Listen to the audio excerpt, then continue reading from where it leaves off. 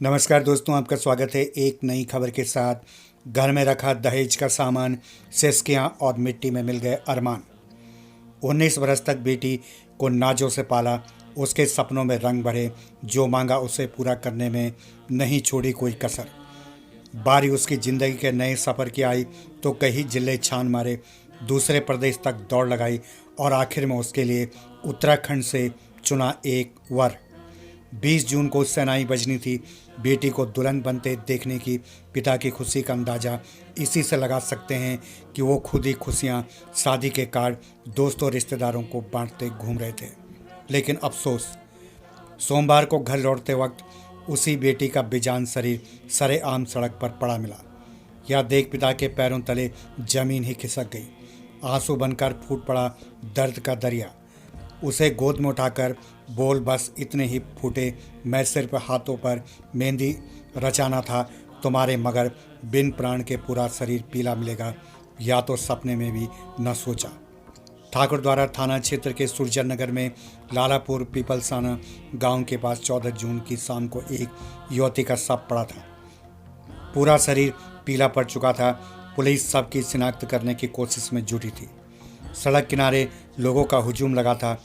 इसी भीड़ से एक व्यक्ति शव देखने के लिए आगे बढ़ा तो पुलिस ने उसे पीछे हटा दिया, लेकिन उसने जिद पकड़ ली कि एक बार शव को जरूर देखूंगा।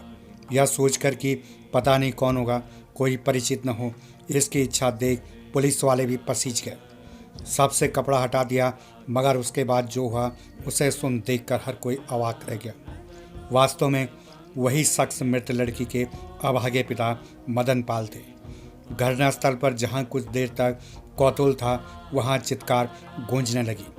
बेटी टीना के शव से लिपट गए मदन पाल। शेरवानी पसंद कराने के बहाने ले गया मंगेतर और मार डाला।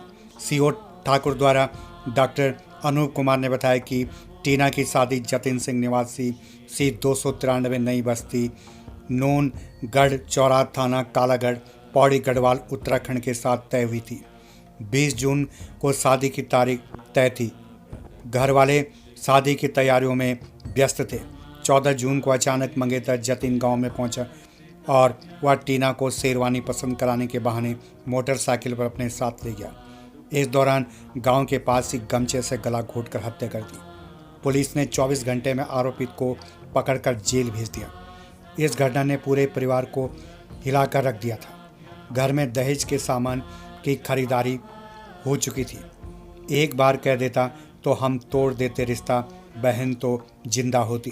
बुधवार को मृतका के भाई दीसू ने बताया कि अगर आरोपी जतिन एक बार परिवार के लोगों से बात करके इस रिश्ते से इनकार कर देता तो हम कभी ऐसा नहीं करते। दोनों परिवारों की रजामंदी के बाद ही रिश्ता तय हुआ था। मुझे पता होता तो बेटी को नहीं भेजती। टीना की दादी चूल्हा दिखाते हुए कहती है कि जतिन इतना जालिम निकलेगा तो उसके साथ में बेटी को कभी नहीं भेजती। हमारी बेटी का तो कोई दोस्त भी नहीं था। पसंद न आने की बात पर हत्या करने वालों को भगवान कभी माफ़ नहीं करेगा। और भी लोग शामिल। बुधवार की शाम टीना के स्वजन ठाकुर द्वारा कोतवाली पहुंचे। पुलिस से कहा कि हत्या में अकेला जितिन नहीं है, अन्य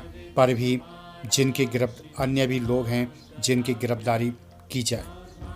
एक हाथ में कार्ड, गोद में सब। मदन पाल की स्थिति देख हर कोई दरबित हो उठा। दरअसल जिस वक्त ये टीना का शव उठाकर गोद में रख रहे थे, उस वक्त उनके एक हाथ में शादी का कार्ड था। भाई शादी का कार्ड दिखाते हुए घर के आंगन में बनाए गए चूल्हे दिखाती दादी और टीना को उपहार में देने के लिए खरीदा गया बक्सा व पंखा। तो इस खबर के अनुसार स्पष्ट किया जा रहा है कि घर में रखा दहेज का सामान, सिसकियां और मिट्टी में मिल गए अरमान।